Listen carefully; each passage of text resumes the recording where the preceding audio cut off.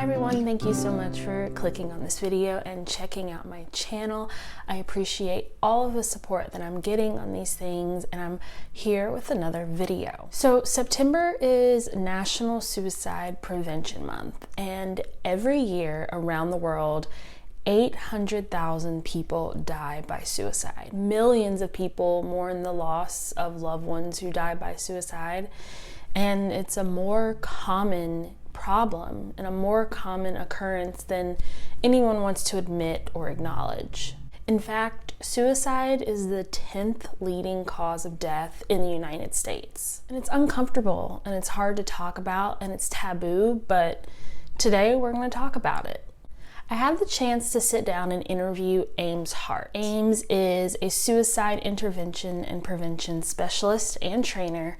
She is a hope and healing coach, and she is the chair of the board of the Virginia chapter of the American Foundation for Suicide Prevention. We talk about everything from suicide prevention and intervention efforts to kind of breaking down that taboo topic that no one wants to talk about, and really trying to understand what's going on and how to help people. So to check out our discussion, just keep watching. I'm going to start all the way back at the beginning. What did you want to be when you grew up? And what did you major in school? What I wanted to be when I grew up? I think a part of me always wanted to be a teacher. So that was a big part of that. I also wanted to be an actor, but who doesn't want to be an actor, right? Actor, singer. But what I ended up majoring in was education. I became a middle school teacher. Okay.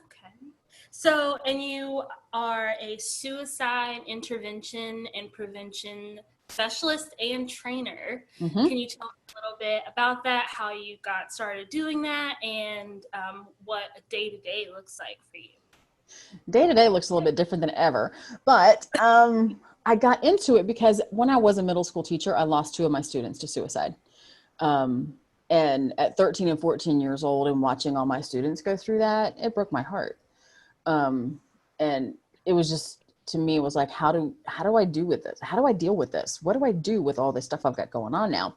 So I quit teaching because it was I wanted to work more with their hearts than with their heads. So when I quit my job teaching, I found a job at a crisis hotline. And that crisis hotline needed someone that was a suicide prevention educator. And I'm like, I bet I can do that. So I started working with them in Lynchburg under the Garrett Lee Smith grant, which is the national grant that provides education for youth on suicide prevention and intervention. And so I started doing that, became the training coordinator for the hotline, worked with the central and south central region of Virginia to help schools put programs in place. And then I became an assist trainer, which is applied suicide intervention skills training, and Safe Talk, which is the baby brother kind of assist. It's all skills based, but one more than the other. And then once sadly, that crisis hotline shut down. So yeah, it's sometimes they do because of volunteers and funding.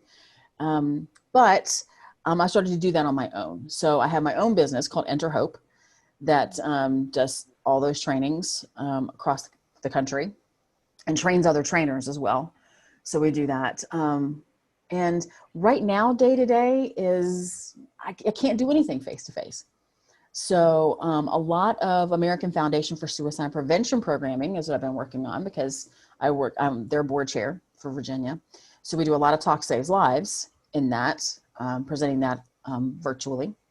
And then decided that I had to take another route in life and add another arm to my business. So training is kind of half of what I do now. So, but I love doing it. Okay. Well, you started talking about your business a little bit, Enter Hope. Can you tell me a little bit about what inspired you to start your business and what the goals of your business is? I would love to do that. My business, Enter Hope, is built on the premise of we want to help someone see hope enter their story, because everybody's story has some kind of hope in it, but it's just kind of off stage somewhere. And so it's built off of that drama term of a character entering a story. So it's Enter Hope. And it was originally all about training and helping people to learn how to get intervention skills and communication skills, specifically around suicide.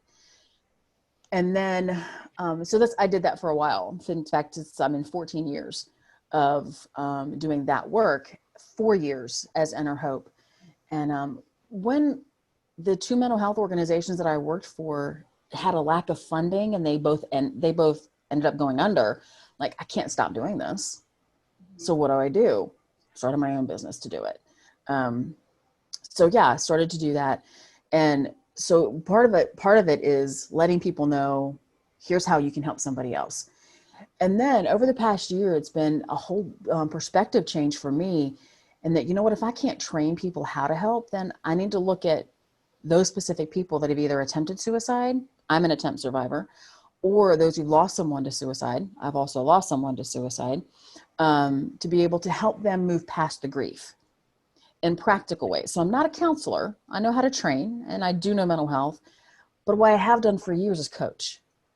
So now I'm a certified hope coach and a certified emotional intelligence coach that specifically has a niche to work with those individuals who need to move past that and are having a rough time. Yeah, so it's helping people reach out for themselves and to other people. Right. So I'm imagining that sometimes it can be very difficult to get people to open up and talk about suicide, because it's still, so I don't want to say a taboo subject, but it's something no one feels comfortable talking about, but it's happening and it's real.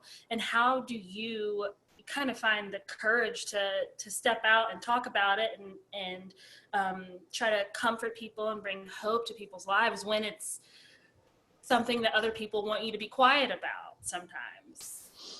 I love that question. It took, even when I walked into this field, I still wasn't willing to admit that my attempt was an attempt. And my attempt was when I was in college. So it was still that if you attempted suicide, then you're weak. Like, no, I'm not weak.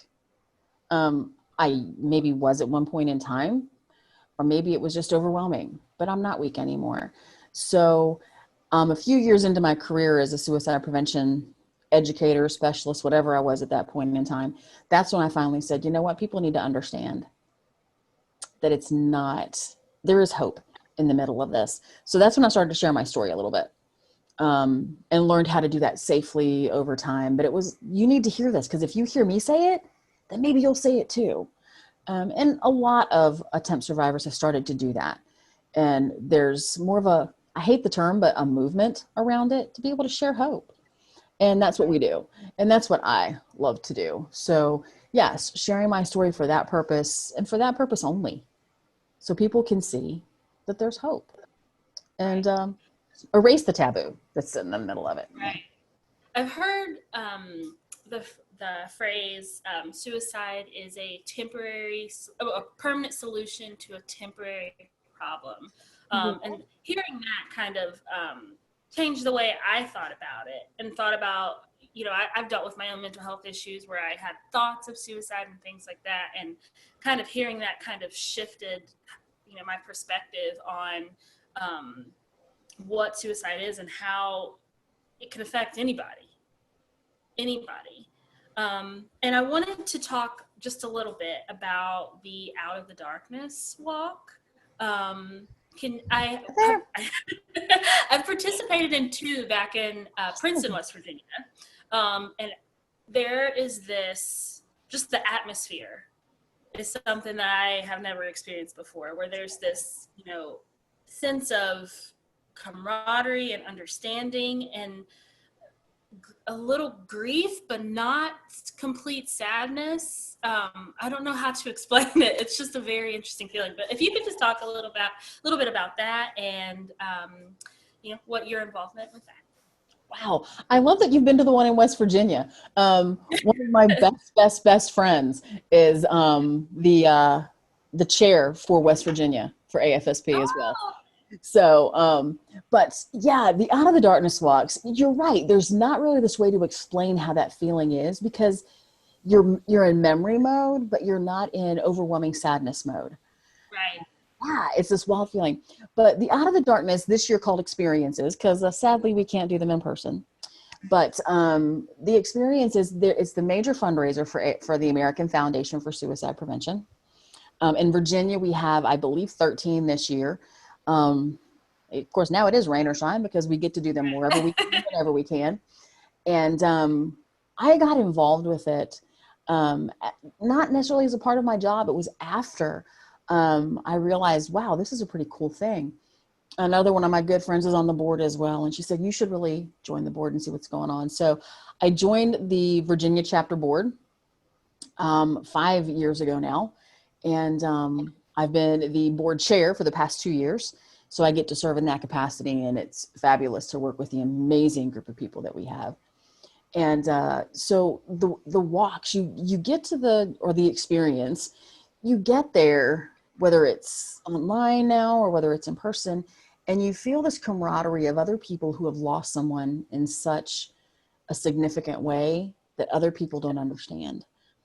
And it builds a teamwork, a friendship around this thing that's very, very different. It's very, very different. It helps us to see hope, because if we're here to work together to help someone else find what they need, the resources, someone to talk to, whatever it might be, then it breeds more hope. It helps with more hope. And then it helps to spread the word out to our communities, because all of a sudden people are paying attention. Wait a minute, what is this? So it helps us to raise the funds we need to provide education in the communities, advocacy for legal issues that we need to have more in the legislature of do these things to help with mental health, to put information in people's hands, all the different things that AFSP does, research as well, and building that camaraderie. It's just this place to feel accepted in the middle of probably one of the worst experiences someone can have. For people who may be struggling with, suicidal thoughts, or and they need help, and they don't know how to ask for it, and they don't know where to go, what do you say to those people? Where could they go to get help? What I would tell you to do is, yes, there's the National Suicide Prevention Lifeline, 1-800-273-8255, or the word talk. And that's the number one resource out there for those thinking about suicide. There's also the crisis text line, which is 741-741. They can utilize that as well. Those are the two major resources. And the National Suicide Prevention Lifeline also has texting ability, and it's on their website for the information on that. Those are the two biggest resources that people may have. LGBTQ youth can utilize the Trevor line. And that's 1-800, the number 4, and then spelled out the word Trevor. There's also a texting line for that. The Veterans Hotline, this is 1-800-273-TALK as well. Press 1 for veteran services or military services. All confidential.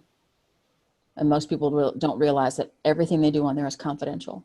So that's a benefit for that too. But that's one thing to be able to, for someone who's hurting to reach out is great. What I always want to stress is sometimes they just don't have the ability to.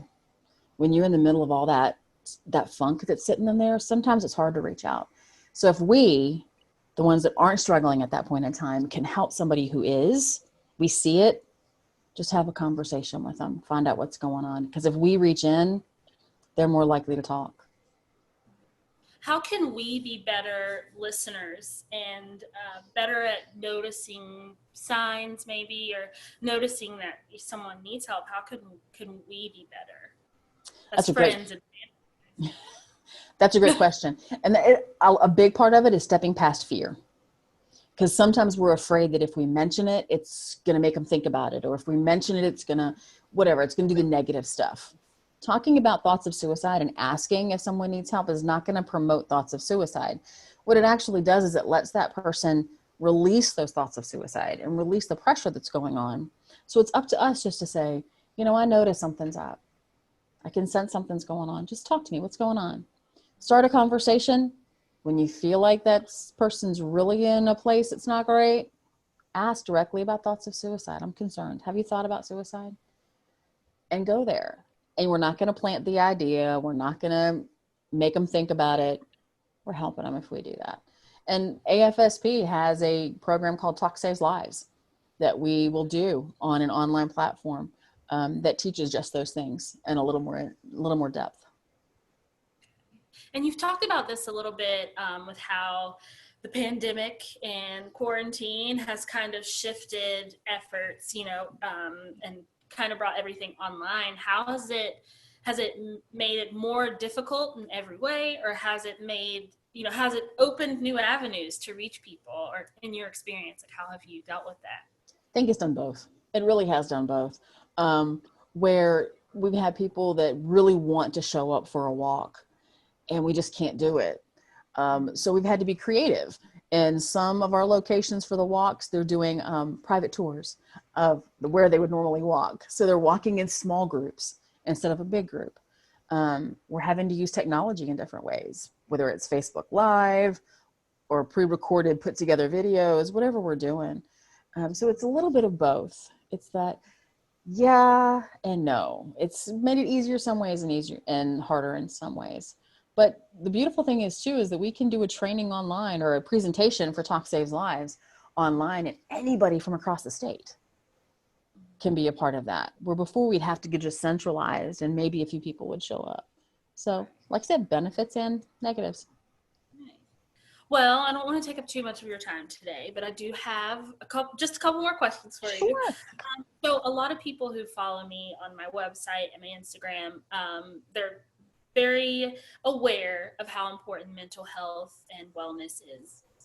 And if anyone is watching right now and they want to get involved, maybe do some trainings, to help their understanding of what's going on and to help other people, how can they get involved?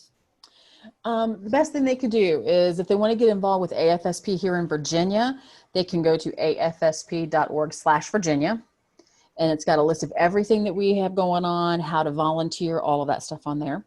If they're in some other state somewhere, they can always go to afsp.org, search for whatever chapter is nearest to them. Some states have more than one, and they can get involved that way and check that out. If they also want to find out about if there's a Talk Saves Lives presentation happening somewhere, they can go to, again, afsp.org/Virginia.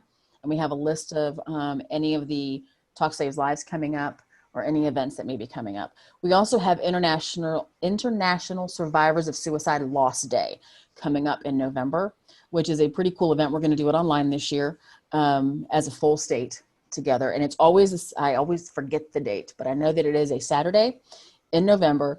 And it'll be on our Facebook page, AFSP Virginia's Facebook page, or on the website that they can get more information about that. And that is even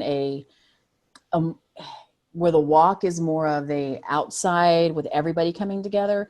This is reserved specifically for those who've lost someone to suicide, and has some really cool activities and some sharing of that mental space together.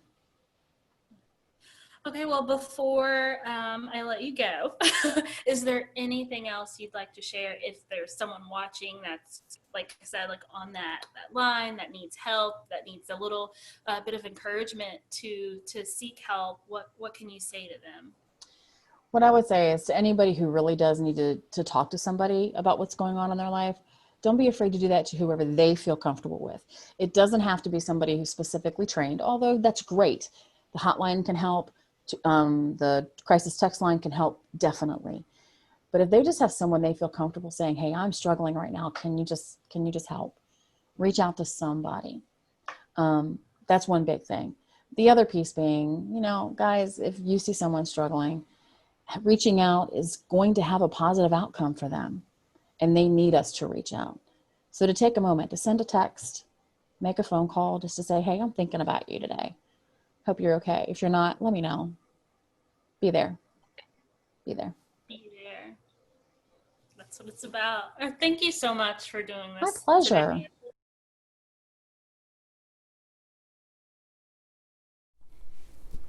Thank you guys so much for watching this video. I hope that we inspired someone out there to be honest, and if someone needs help, then I hope we have encouraged you to reach out to someone for help. And if you know someone who is struggling, I hope you're encouraged to reach out and help them. Suicide is a hard topic. It's something really hard to talk about, but the more we talk about it and the more that we, are honest about our own experiences, the more people we can help and the more people we can save. And that's the point of all of this. That's the point of my platform. It's to talk about the hard things surrounding mental health and make people more comfortable with being themselves and sharing their experiences with others so that it may save someone else. So before I let you go, I wanted to remind everyone that my gratitude journals are currently on sale. You can get them on my website. I will put a link in the description box. I love my gratitude journal. It's 30-day and it's guided. You can go through every single day and choose your affirmations, and there are inspirational quotes, and there are spaces for you to write and doodle and that kind of thing. And it really, if you're not journaling, even if you're not going to use my journal, you should be journaling somewhere. It is definitely a therapeutic practice that I think everyone should do, and I think that it does help you, especially if you deal with a lot of anxiety or depression. So once again, thank you all for checking out this video. Let me know what you think in the comments. If you want to see more videos like this, more interviews like this, please let me know. And before you go, make sure you subscribe to the channel and turn on your notifications so that you never miss an upload. Thank you guys so much for watching, and I'll see you next time.